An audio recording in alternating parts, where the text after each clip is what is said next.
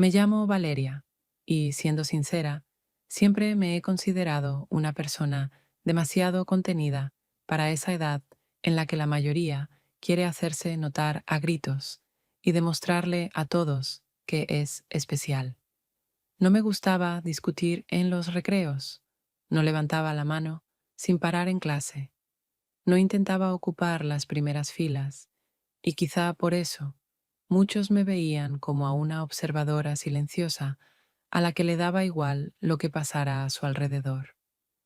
No era del todo cierto. Me interesaba lo que ocurría, seguía a la gente con atención e intentaba comprender sus motivos, pero lo hacía en voz baja, sin atraer miradas de más. Clara era todo lo contrario, una chica capaz de entrar en una sala y convertirse de inmediato en el centro de gravedad de todos los presentes. Su voz resonaba siempre como si justamente a ella estuvieran esperando. Su risa se esparcía al instante y arrancaba sonrisas incluso a los indiferentes.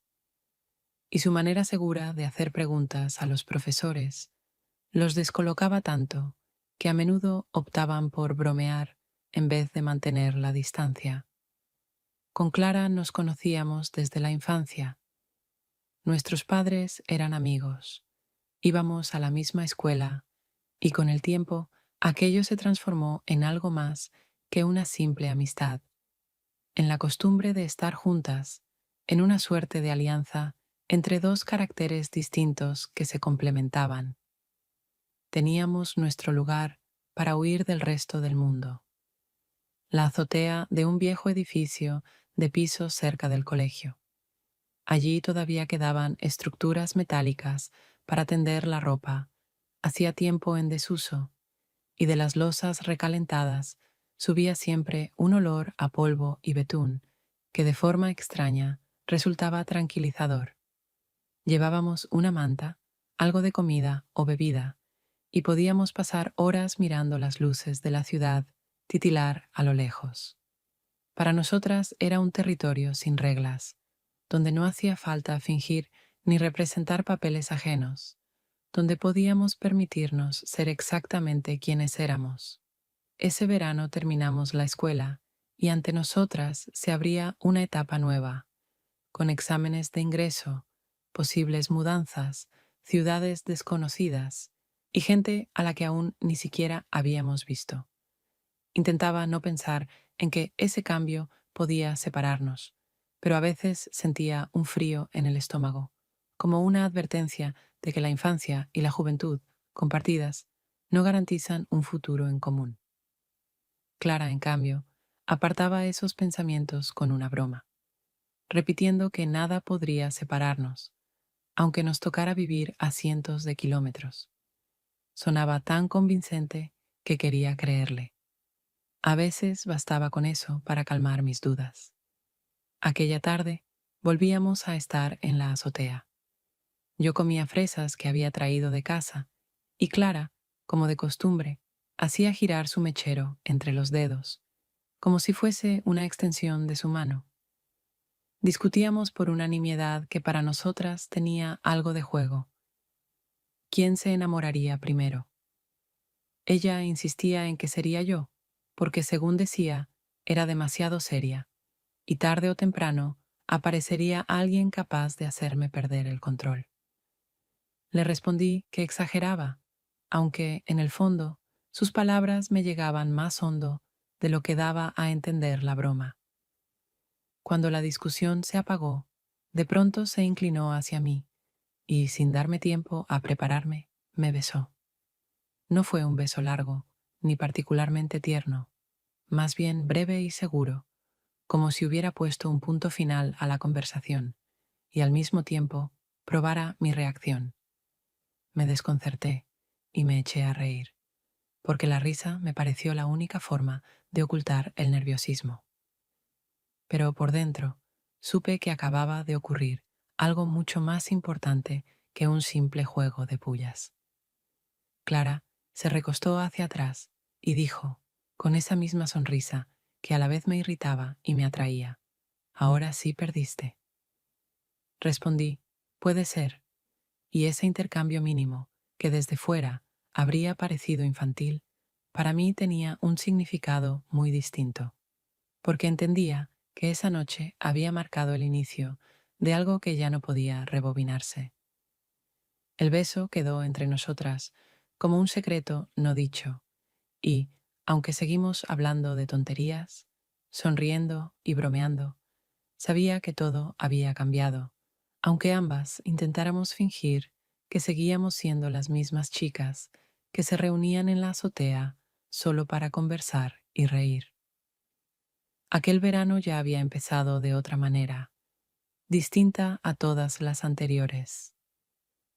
En el ambiente escolar siempre era evidente lo distintas que Clara y yo seguíamos siendo, aunque nosotras mismas estábamos acostumbradas a aceptar nuestra diferencia como algo natural y necesario.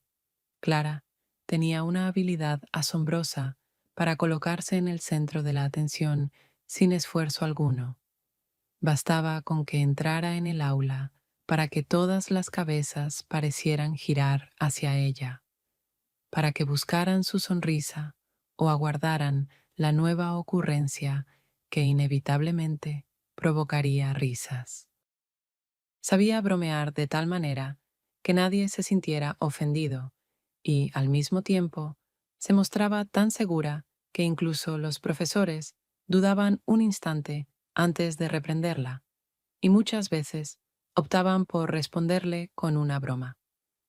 Todo eso creaba a su alrededor una atmósfera de encanto ligero que se percibía como algo natural. Yo, en cambio, era su opuesto. Si ella siempre avanzaba como abriendo camino, yo iba más despacio, un poco al margen, y prefería observar antes que participar. Me resultaba más fácil callar y escuchar que intentar hacerme oír por encima del ruido. Y aunque algunos pensaban que simplemente me daba igual, en realidad sentía todo con más intensidad de la que podía mostrar.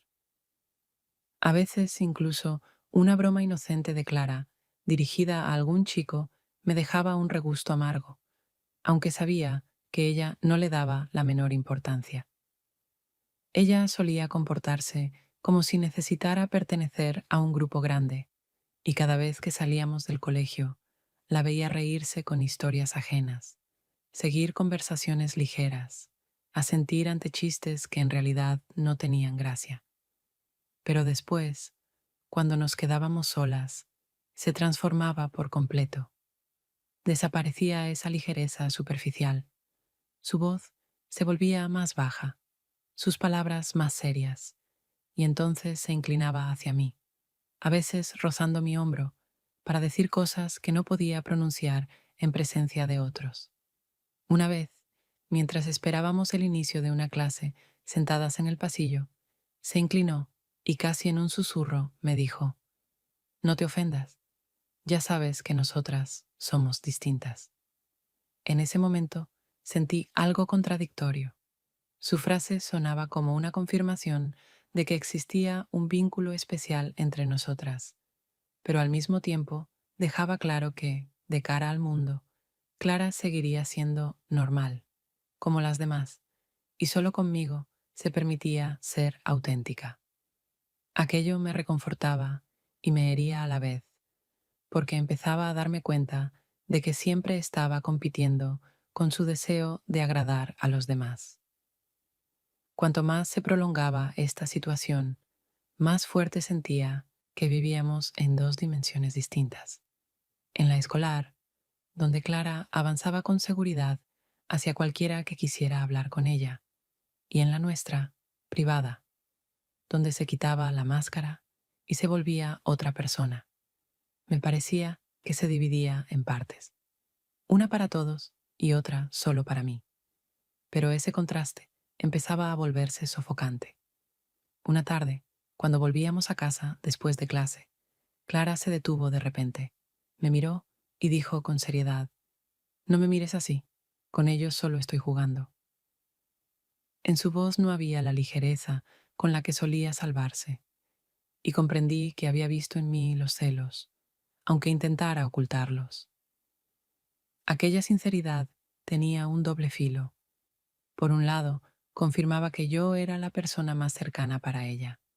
Por otro, mostraba que el juego era para ella tan importante como lo que ocurría entre nosotras. Asentí en silencio, pero en mi interior se instaló la sensación de peligro, porque entendía que no se puede jugar eternamente en dos escenarios al mismo tiempo, y que algún día tendría que elegir, y en esa elección yo podía no ser la prioridad. Desde entonces empecé a percibir nuestra relación como algo frágil, sostenido por un hilo invisible. De día veía a Clara entre ojos ajenos que cazaban su risa y sus gestos, y de noche escuchaba sus palabras reservadas solo para mí, y cada vez me quedaba a su lado, aunque supiera que esas palabras traían tanto calor como dolor. El viaje a Cádiz nació de manera repentina. Al principio parecía solo la idea de escapar de la rutina unos días, conocer una ciudad nueva, sentir el mar y vivir sin el control de los adultos, pero poco a poco ambas empezamos a verlo como algo mucho más importante que una simple escapada. Compramos los billetes de autobús más baratos, metimos lo mínimo en las maletas y alquilamos una habitación pequeña en una casa antigua, con ventanas que daban a una calle estrecha llena de gritos de gaviotas y olor a pescado de las tiendas de abajo. Todo era modesto, incluso un poco incómodo, pero justamente esa modestia creaba una sensación de independencia. Nadie controlaba nuestros pasos, nadie preguntaba dónde estábamos ni cuándo volveríamos. La segunda noche, compramos en una tiendecita una botella de vino barato. Cogimos vasos de plástico y lo llevamos todo a la terraza. Allí había sillas de plástico viejas, desde donde se veía la calle perderse en la oscuridad, y más allá se sentía el mar, como si estuviera cerca, aunque no pudiéramos verlo. Nos sentamos juntas, y al principio Clara bromeaba, como siempre, pero poco a poco su ánimo cambió. Giraba el vaso entre las manos, miraba hacia abajo, como si intentara reunir fuerzas para hablar, y enseguida entendí que aquel silencio tenía peso, porque normalmente ella no soportaba callar. Cuando habló, su voz sonaba distinta, lenta, baja, sin la ligereza habitual. Empezó a contarme sus mayores miedos, y no eran palabras para adornar ni para provocar compasión. Dijo que lo que más temía era la traición, porque ya había vivido experiencias en las que personas en quienes confiaba se apartaban de golpe, y entonces quedaba un vacío imposible de llenar. Dijo que odiaba la sensación de que podían abandonarla y que justamente eso la empujaba a mantener cerca a varias personas a la vez, para no quedarse sola, aunque pudiera parecer egoísta. La escuchaba sin interrumpirla, sabiendo que esas confesiones le costaban mucho. Entonces me miró, seria, atenta, y preguntó, ¿tú no me vas a traicionar? En esa pregunta había tanta tensión que no supe responder de inmediato. Asentí y le dije que nunca la traicionaría, pero en ese mismo instante sentí que mi respuesta se parecía más a un juramento que a una frase cualquiera, y que desde ese momento estaba atada por mis propias palabras. Esa noche me despertó la luz de la pantalla de su teléfono en la oscuridad. Ella estaba a mi lado, escribiendo rápido a alguien. Fingí dormir, pero por dentro todo se me encogió. Recordé mi nunca te traicionaré y comprendí que esas palabras se habían convertido en una trampa. Aunque sintiera dolor, aunque sospechara que no era del todo sincera conmigo, ya no podía darme la vuelta y marcharme, porque entonces sería yo quien rompería la promesa. Por la mañana se comportaba como si nada hubiera pasado. Reía, me arrastraba a la playa, me salpicaba con agua, fotografiaba nuestras huellas en la arena. Volvía a ser la Clara de siempre, ligera, alegre, imprevisible, pero en mí ya se había instalado la sensación de que entre nosotras había aparecido una grieta, pequeña, casi invisible, pero capaz con el tiempo de convertirse en un abismo. Intentaba convencerme de que aún podía mantener todo bajo control, de que mi promesa tenía sentido, pero en el fondo sabía, ya no era libre, porque con aquella pregunta y mi respuesta, ella había conseguido lo que quería. Tras volver de Cádiz, intentamos durante algunos días vivir como si aquel viaje solo nos hubiera dejado buenos recuerdos, pero dentro de mí ya crecía la sensación de que algo había cambiado para siempre. Recordaba aquella noche en la que vi la luz de la pantalla en sus manos, y cada vez que el teléfono de Clara sonaba o vibraba, me resultaba más difícil contener mis sospechas. Al principio guardaba silencio, me repetía que eran tonterías, que tenía derecho a hablar con quien quisiera, pero con cada día la tensión se acumulaba más y más, pidiendo salida. Una tarde estábamos en mi cocina, tomando té y hablando de universidades. Todo parecía tranquilo, hasta que, incapaz de contenerme, le pregunté con quién hablaba tanto últimamente. Traté de darle un tono de broma, pero en mi voz había demasiada seriedad, y ella lo notó enseguida. Se encogió de hombros, dijo que no era importante, y justamente esa ligereza en su respuesta terminó de enfurecerme. Empecé a exigir explicaciones con un tono completamente distinto.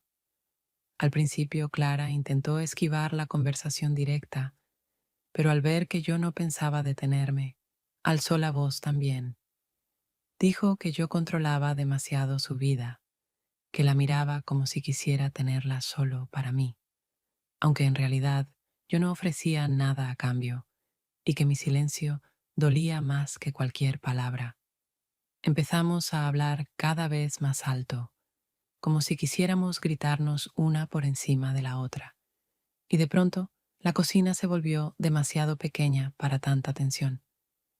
Pero de repente ella se detuvo, dio un paso hacia mí y, mirándome a los ojos, susurró casi en voz baja: «Tú tampoco eres santa. Lo que pasa es que sabes callar mejor que yo». Sus palabras sonaron como una acusación y, al mismo tiempo, como una confesión de que ambas escondíamos cosas que ninguna estaba preparada para sacar a la luz. Quise responder, pero no tuve tiempo. Ya se había sentado a mi lado y me agarró la mano con tanta fuerza que sentí el pulso acelerado en sus dedos. Ese contacto no era solo una forma de silenciarme, sino también un intento de retenerme, aunque fuese a la fuerza. Yo entendía perfectamente que aquello no resolvía nada, que una vez más sustituía la conversación por un gesto, pero algo dentro de mí cedió y sentí cómo la rabia dejaba espacio a la debilidad. Me quedé a su lado, aún sabiendo que mañana podría repetirse todo de nuevo.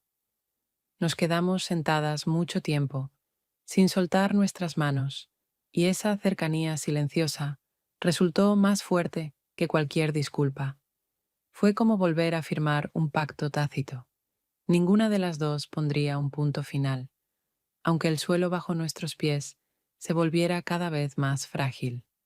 Cuando se quedó dormida a mi lado, yo permanecí con los ojos abiertos, preguntándome por qué, después de escenas así, no sentía alivio, sino una dependencia aún mayor.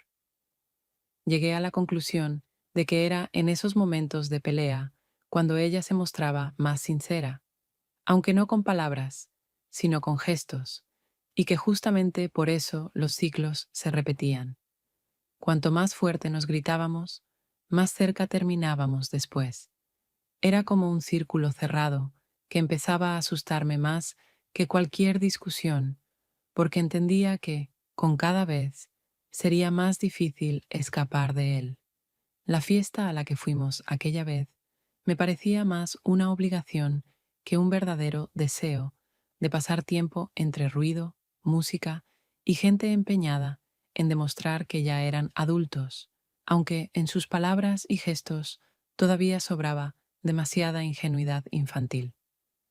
Llegamos juntas, pero en pocos minutos, Clara, como siempre, estaba en el centro de la atención. Su risa se imponía al ritmo de la música, bailaba, bromeaba, hablaba con todos, como si toda la noche se hubiera organizado solo para que ella brillara. Yo la observaba desde un rincón, intentando aparentar indiferencia, pero dentro de mí crecía poco a poco una incomodidad. Sabía que, tras todas esas sonrisas y miradas, nos esperaba de nuevo nuestro pacto tácito de que lo nuestro existía aparte del resto del mundo. Cuando la medianoche se acercaba, sentí que no podía seguir allí dentro y salí en silencio, subiendo a la azotea conocida, ese lugar que siempre servía de refugio para mis pensamientos. El aire estaba fresco, sobre la ciudad colgaban faroles amarillentos que se deshacían en el cielo nocturno, y la distancia respecto a las voces de abajo me traía un extraño alivio. Me senté en el borde del parapeto, estiré las piernas y me permití relajarme un poco, convencida de que quizá pasaría sola el resto de la noche para recuperar el equilibrio. Pero al poco tiempo oí la puerta. Clara apareció con su mechero en la mano, girándolo entre los dedos como siempre. No se apresuró a decir nada. Caminó unos pasos, se apoyó en el parapeto y miró hacia la calle, donde brillaban aún los faros de algún coche solitario. En su postura había algo tenso, y comprendí que incluso allí abajo, entre toda aquella gente, ella había sentido una inquietud que ocultaba tras risas y bromas ligeras. Quise preguntarle por qué había dejado la fiesta, pero se adelantó y dijo de pronto: «No soporto tu silencio». Su voz sonaba dura, como si hubiera cargado esa frase durante mucho tiempo y por fin se hubiera liberado. No supe qué responder. Era cierto que yo callaba más de lo que hablaba y que a menudo usaba ese silencio como escudo contra los conflictos. Para Clara, en cambio, mi silencio era un reproche imposible de resistir. Se acercó rápido y antes de que pudiera reaccionar, me besó. Esta vez no había juego ni desafío en sus gestos. Fue un beso en el que sentí sinceridad, casi desesperación, y por eso resultaba más pesado que todos los anteriores. Respondí, porque entendí que ya no había marcha atrás, y al mismo tiempo fui consciente de que en ese instante la frontera entre amistad y algo más se borraba definitivamente. Nos sentamos una al lado de la otra, bajo un cielo oscuro, salpicado de estrellas apagadas, mientras la ciudad respiraba cansada bajo nuestros pies. Clara encendió un cigarrillo, aspiró el humo y soltándolo hacia la oscuridad, dijo: «Ahora ya lo sabes todo». Su voz tenía un cansancio extraño, como si hubiera estado luchando contra sí misma y por fin hubiera dejado de resistirse. Yo no respondí. Comprendía que las palabras solo estorbarían, y permanecimos en silencio, pero un silencio distinto al de antes. Esa noche acepté que ya no existía un regreso al pasado. Habíamos cruzado la línea, y delante nos esperaba algo nuevo, más complejo y arriesgado, pero también auténtico.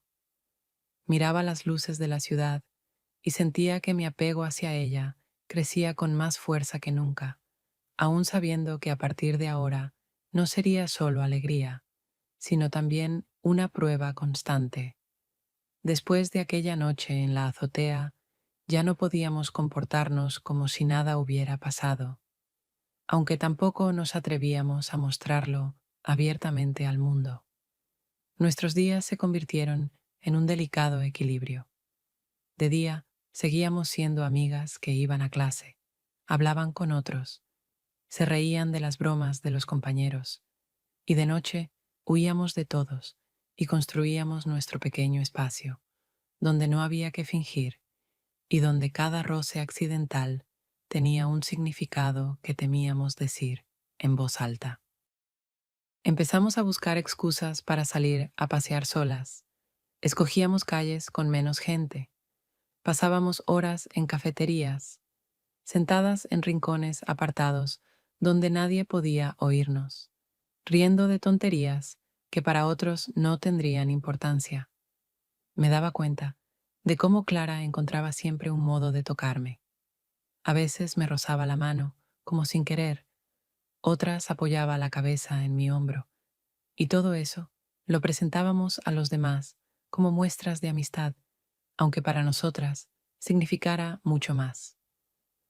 Con el tiempo comprendí que en esos gestos pequeños encontrábamos la confirmación de que lo nuestro existía, aunque nadie lo supiera.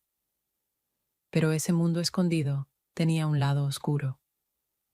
Clara no renunciaba a su costumbre de ser para todos la misma chica risueña, la que hacía nuevos amigos con facilidad, la que aceptaba salir en citas para que nadie sospechara que ya tenía a alguien ocupando su corazón. Decía que era necesario, que así era más sencillo, porque la gente siempre busca explicaciones y sospecha lo peor si ve a dos chicas demasiado unidas. Yo escuchaba y fingía estar de acuerdo, pero por dentro algo se revelaba. Los momentos más duros eran cuando la veía con otros. Podía estar en la calle, riendo con un chico, abrazando a alguien al despedirse, y aunque supiera que para ella era solo una máscara, los celos me apretaban con tanta fuerza que a veces quería marcharme y no volver. Pero siempre que quedábamos a solas, parecía percibir mi estado. Se acercaba, me tomaba de la mano y me susurraba algo que me obligaba a quedarme. Era una especie de juego en el que ella me retenía, aun sabiendo que me hería. Vivíamos de a dos, pero para el mundo fingíamos que no había nada especial entre nosotras. Esa doble vida exigía esfuerzo, vigilar las miradas, medir las palabras, decidir qué podía mostrarse en público y qué debía guardarse para los encuentros nocturnos. A veces pensaba que me agotaba más que estudiar o preparar exámenes, pero no podía renunciar, porque cada momento con ella valía más que cualquier cansancio. Empecé a darme cuenta de que esa ocultación que ella manejaba con tanta destreza era su forma de mantener el control.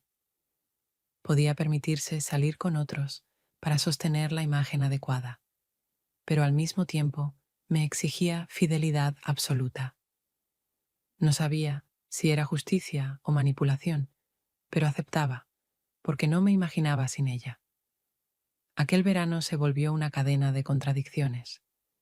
Sentía alegría por nuestra cercanía y dolor por tener que esconderla. Agradecía cada noche compartida y temía que al día siguiente abrazara a otro, haciéndome dudar de todo. Aunque intentaba mantenerlo bajo control, en lo más hondo sabía que estaba perdiendo la batalla, porque mi apego a Clara se volvía más fuerte que cualquier duda. El cumpleaños de un amigo fue otra ocasión para reunirnos, pero en un formato distinto. No una simple fiesta en una casa de campo, ni una reunión improvisada en un parque, sino una celebración más formal, con música, bebidas y muchas caras conocidas, cada una intentando mostrarse de la mejor manera. Clara no llegó sola, sino con el chico con el que había empezado a salir últimamente, y enseguida quedó claro que esa noche interpretaría el papel que había elegido para todos. Se reía de sus chistes, lo tomaba de la mano, se hacía fotos con él y parecía que él era el centro de su atención. Yo me senté aparte, intentando no mostrar nada, y observaba la escena como si mirara una obra de teatro. Por un lado, entendía que así era como los demás la veían, que para ellos Clara era la chica que tenía novio y se comportaba como debía, sin dar pie a rumores. pero por dentro crecía en mí una ola de celos y de dolor, porque sabía que todo era fachada, que detrás estaba la otra Clara, la verdadera, la que solo yo conocía. Durante la noche me lanzó varias miradas, como comprobando mi reacción, y cada vez mi corazón se encogía más. Trataba de mantener un gesto tranquilo, conversar con otros, pero sentía que lo que ocurría delante de mí me iba consumiendo. Para ella parecía un juego, una transformación ligera, sin importancia. Para mí, en cambio, esa representación era una prueba difícil de soportar. Al final de la fiesta, cuando los invitados empezaban a irse, nos quedamos solas por casualidad. Clara miró rápido hacia la puerta, se aseguró de que nadie nos viera, y se inclinó tanto que pude sentir su aliento. Susurró: "No finjas que no sabes para quién sonrío de verdad". Sus palabras fueron al mismo tiempo confesión y desafío. Reconocía que toda esa ternura hacia el chico no era más que parte del espectáculo, pero exigía de mí que aceptara la situación en silencio, sin armar problemas. Sentí que mis celos chocaban con algo más fuerte, esa fuerza de atracción que me obligaba a quedarme, aunque tuviera motivos para apartarla. Dentro de mí luchaban el dolor y la necesidad de estar cerca, pero venció lo segundo, porque sabía que, por mucho que me hiriera verla con otros, solo a mí me decía lo que nunca se atrevería a decir en voz alta. Esa noche no volvimos a hablar del tema.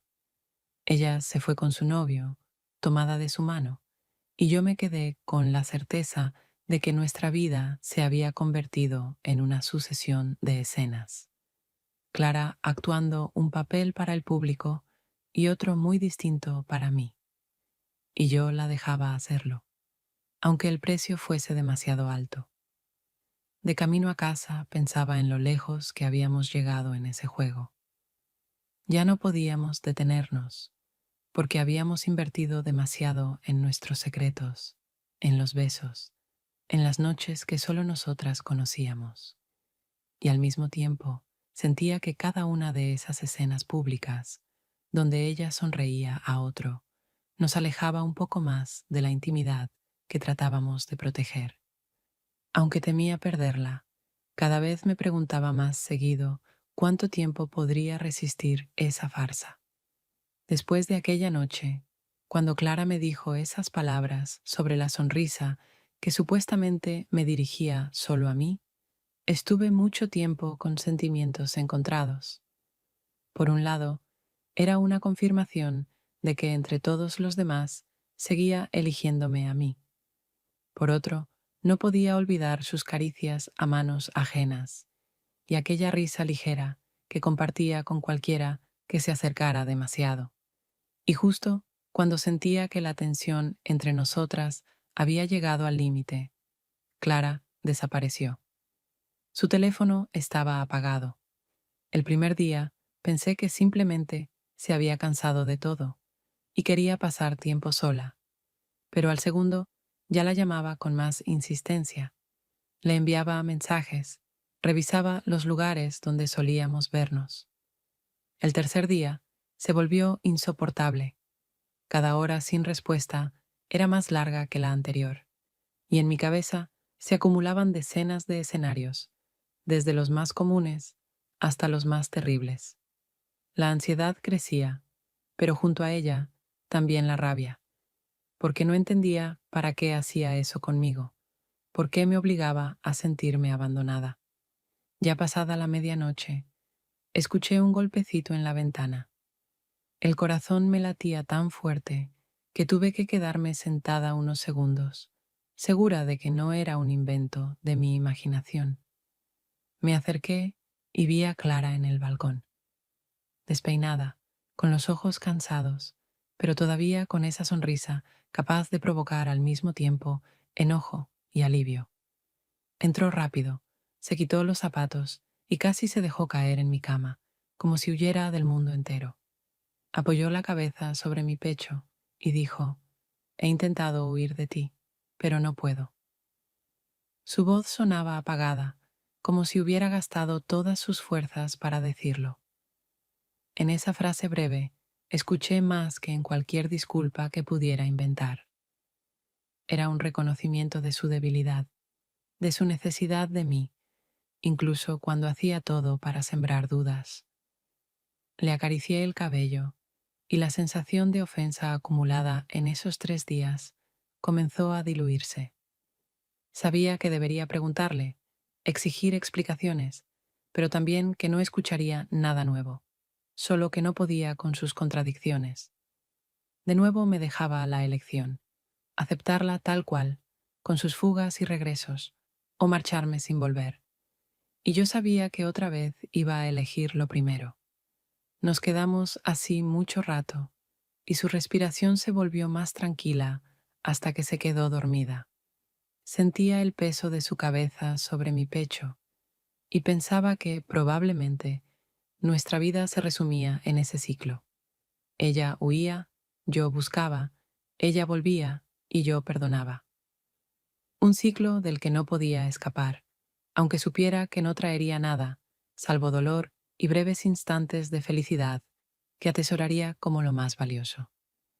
A finales del verano fuimos al pueblo, a casa de unos familiares de una amiga mía.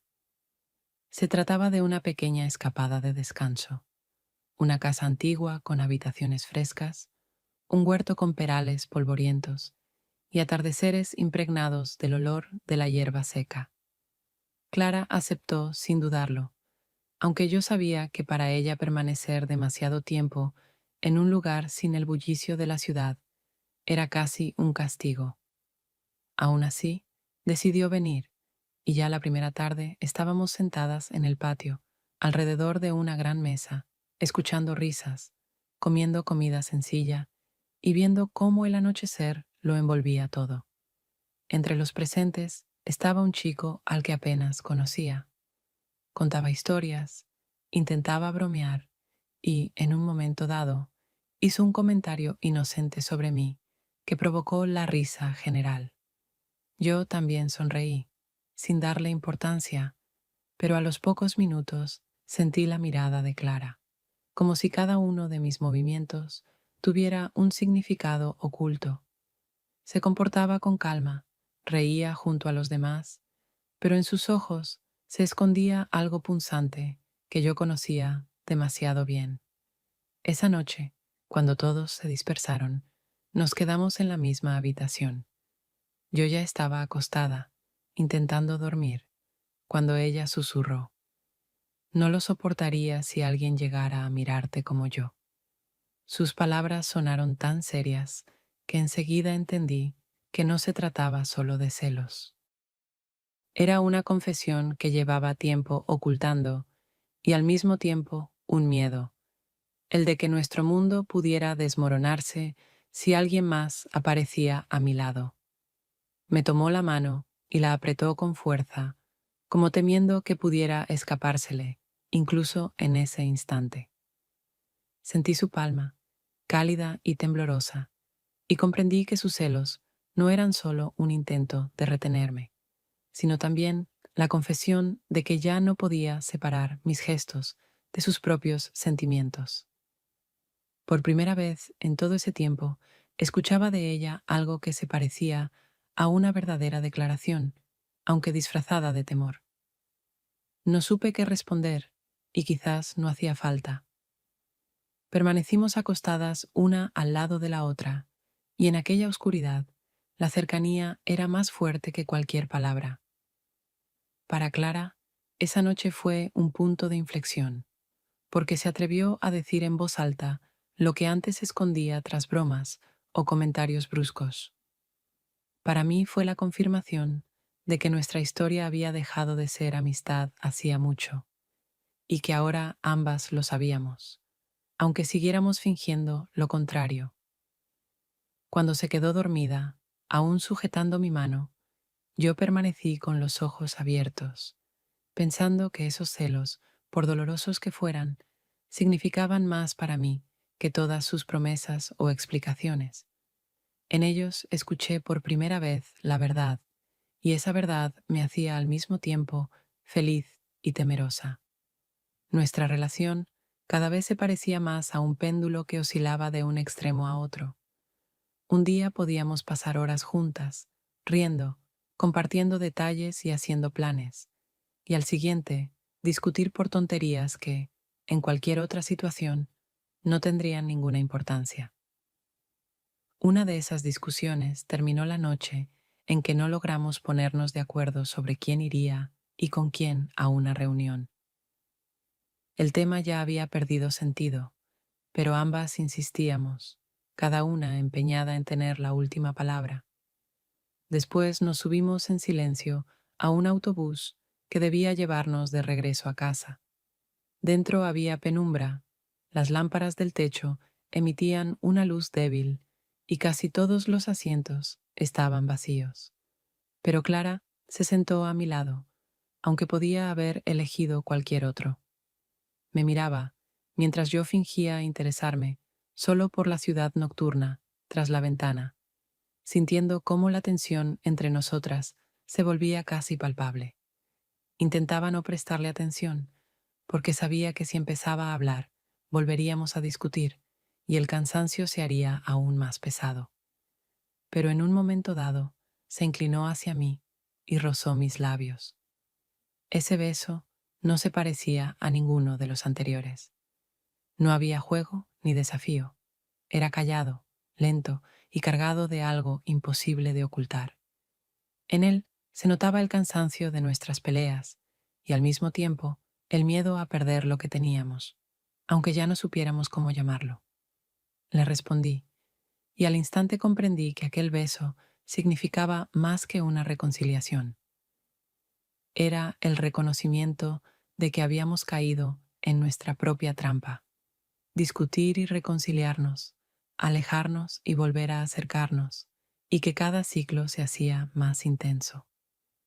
Sentía que Clara jugaba, sí, pero no porque no le importara, sino porque tampoco sabía encontrar la salida a sus propias contradicciones, que nos mantenían atrapadas. Seguimos sentadas juntas hasta el final del trayecto. El autobús avanzaba por la ciudad oscura, deteniéndose en paradas casi vacías.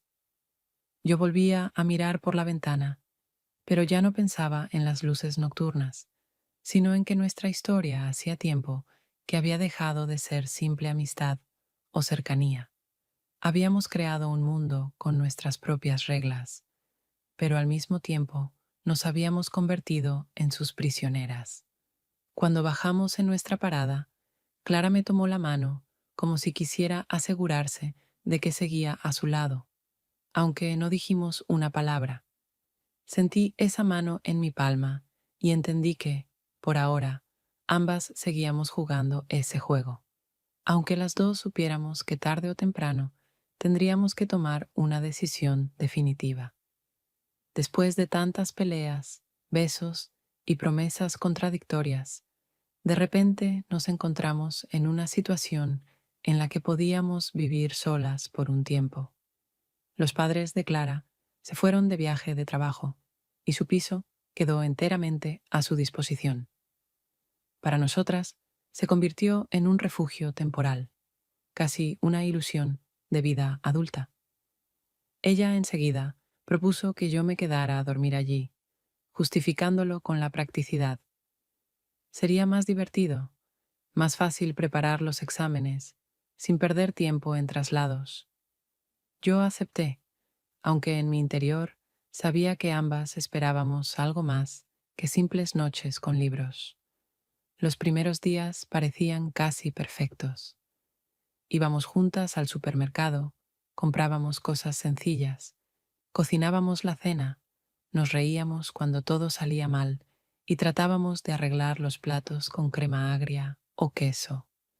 A Clara le encantaba poner música a todo volumen, bailar en la cocina con una cuchara de madera como micrófono, y yo la observaba como si esos momentos pudieran durar para siempre. Dormíamos en la misma cama, y hasta la rutina cotidiana parecía especial, porque ahora nos pertenecía solo a nosotras. Sin embargo, incluso en esos detalles sencillos se escondía algo tenso. Clara tenía la costumbre de acercarse por detrás, abrazarme y susurrar al oído: «Tú haces que mi vida sea real». Su voz sonaba sincera, pero yo sentía que esas palabras eran también una manera de atarme más, de asegurar que no dudara de mi elección. Cada vez intentaba creerlas, aunque en lo profundo entendía que caminábamos sobre hielo delgado, donde cualquier paso en falso podía romperlo todo. Durante el día, cuando cada una salía a sus asuntos, a menudo me sorprendía temiendo regresar y no encontrarla allí. Era irracional, pero sentía que Clara podía decidir en cualquier momento que nuestro pequeño mundo le aburría y marcharse.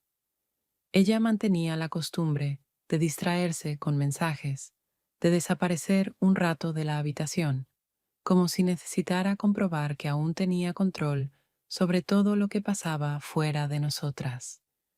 Eso me dolía, pero callaba, porque temía que si lo mencionaba, volveríamos a las discusiones que consumían más energía de la que aclaraban. Nuestras noches también se volvían únicas. Podíamos hablar durante horas de cualquier cosa, reírnos de historias absurdas, ver películas antiguas en el portátil, y todo parecía como si realmente estuviéramos construyendo un hogar entre las dos. Pero al mismo tiempo sentía que había en el ambiente una fragilidad excesiva. Cada momento de cercanía parecía demasiado intenso, como si tratáramos de demostrarnos que éramos capaces de algo más que encuentros ocultos. Y cada vez que nos dormíamos juntas, yo sentía tanto calor como miedo. Calor porque estaba a mi lado, miedo porque todo podía acabarse de golpe, sin explicación. Me repetía que esta vez habíamos logrado construir algo verdadero, pero cuanto más duraba esa ilusión, más claro veía que solo era una imagen bonita, bajo la cual seguían escondidas las mismas contradicciones que nos perseguían desde el inicio.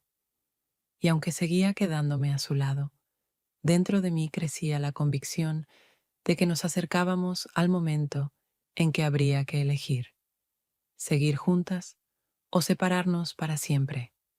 Una mañana, todo se dio la vuelta con tanta rapidez y crudeza que me costó entender cómo unas pocas palabras en un mensaje podían romper algo que había durado años.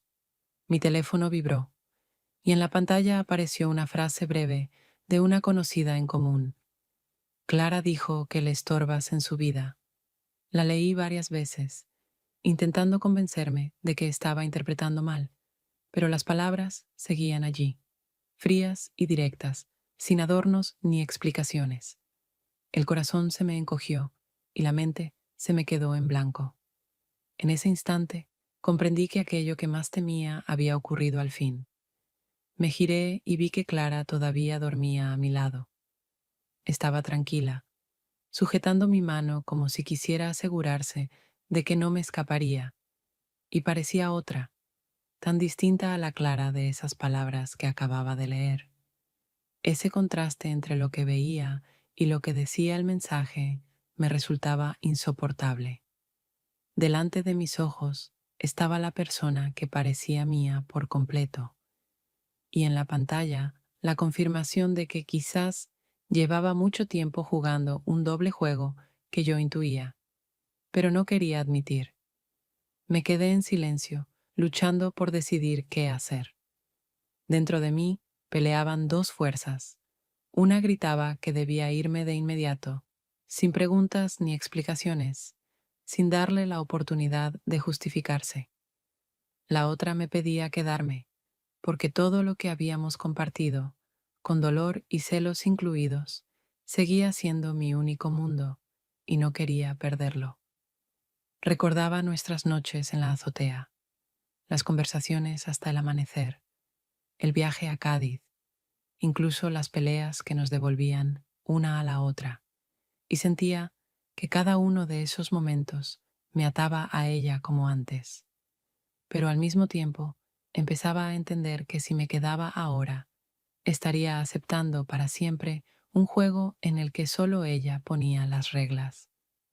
Eso significaba que cada palabra mía, cada gesto, estaría bajo examen, que en cualquier momento podría recibir otro mensaje así, y que mi vida estaría definida no por mí, sino por sus cambios de humor y sus decisiones ajenas. Por primera vez me di cuenta de que estaba en una verdadera encrucijada.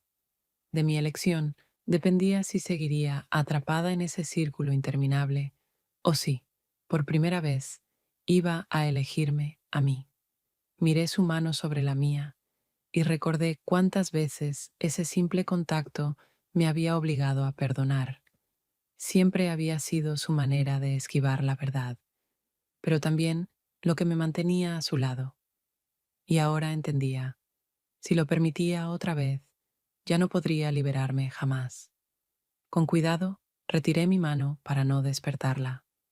El corazón me latía con fuerza, pero al mismo tiempo me invadía una extraña ligereza, como si por fin estuviera haciendo algo, no para retenerla, sino para salvarme a mí misma. Me levanté, me vestí y caminé hacia la puerta. Me giré una vez más. Dormía, sin sospechar nada, con esa misma vulnerabilidad que siempre me enternecía. Pero ahora sabía que no bastaba para quedarme. Salí y cerré la puerta tras de mí. La luz del sol me golpeó los ojos y sentí que daba mi primer paso hacia una nueva vida. Quizá me esperara el vacío y la soledad, pero al fin serían decisiones mías. Esa fue mi elección final y por primera vez no tuve miedo de tomarla.